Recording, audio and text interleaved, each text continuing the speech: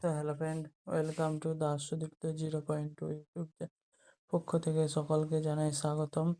তো আজকে আমরা আলোচনা করব ভূগোল নিয়ে। তৃতীয় শ্রেণীর ভূগোল নিয়ে আজকের আলোচনা।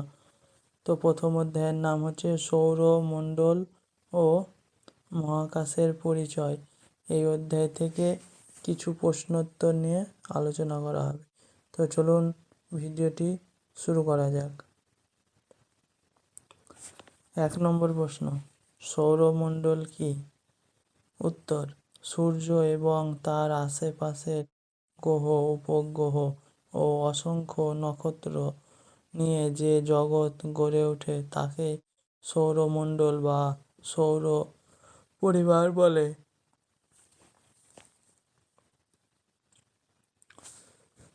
সূর্য এবং তার আশেপাশের গ্রহ, উপগ্রহ ও নক্ষত্র নিয়ে যে জগৎ গড়ে উঠেছে তাকে সৌরমণ্ডল বা সৌর পরিবার বলে। সূর্য হলো একটি নক্ষত্র।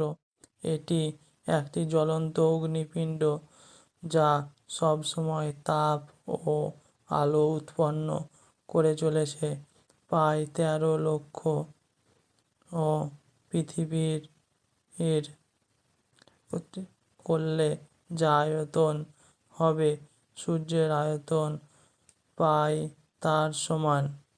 সূর্য কি দিয়ে গঠিত? সূর্য কি দিয়ে গঠিত?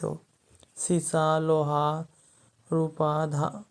রূপা ধাতু এবং helium, hydrogen, nitrogen, oxygen gas প্রভৃতি দিয়ে সূর্য গঠিত। সূর্য কি দিয়ে গঠিত?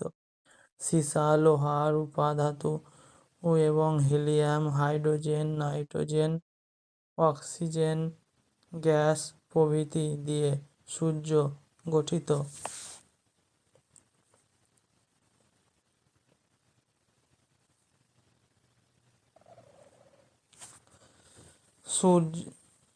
সূর্যের আলোর 7টি রং কি কি?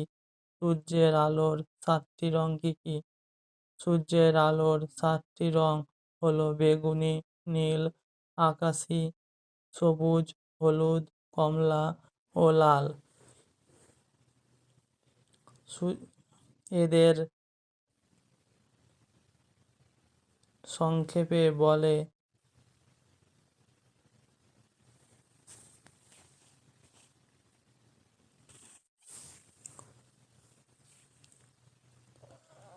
সূর্যের কয়টি গ্রহ ও কি কি? সূর্যের কয়টি গ্রহ ও কি কি? সূর্যের 8টি গ্রহ, যেমন বুধ, শুক্র, পৃথিবী, মঙ্গল, বৃহস্পতি, শনি, ইউরেনাস ও নেপচুন। কিভাবে সূর্য গ্রহের সৃষ্টি হয়েছে? কিভাবে সূর্য গ্রহের সৃষ্টি হয়েছে? কোনো এক সময় সূর্যের কাছাকাছি কোনো বড় আকারের নক্ষত্র চলে এসেছিল। তার আকর্ষণে সূর্য থেকে কয়েকটি জ্বলন্ত অংশ ছিটকে বেরিয়ে আসে। এই অংশগুলোই সূর্যের আকর্ষণে তার চারপাশে ঘুরে চলেছে। সেগুলি এক একটি গ্রহ। কিভাবে সূর্যের গ্রহের সৃষ্টি হয়েছে? কোনো এক সময় সূর্যের কাছাকাছি কোনো বড় আকারের নক্ষত্র চলে এসেছিল। তার আকর্ষণে সূর্য থেকে কয়েকটি জ্বলন্ত অংশ ছিটকে বেরিয়ে আসে।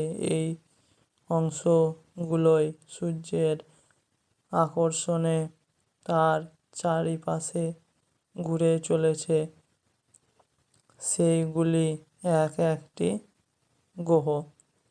তো আজকে মোট 5টি প্রশ্ন নিয়ে আলোচনা করলাম।